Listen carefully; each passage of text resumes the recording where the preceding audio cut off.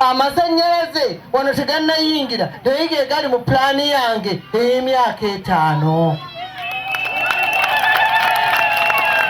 Ebyenjigiriza Namabo ye mumulabyeko awo nga bwafaanana ate gakyali mabaga. Omugole sibadde mubi, mbadde mugimu kubanga ebibala mubirabye. Amasinzizo gonna go tugakutteko ge gamu ku mabeere ge mbadde nnyonsa. Naye kati nsaba Kisanja, mwami tuzze kukuza bufumbo gwe omwami wange ali wano tunyweze obufumbo bwaffe tuka tujja kutunya ne talanta. Bano abaana bayimba wano bibiyize ennyimba zaabwe naye twagala ate tubateekemu obukugu.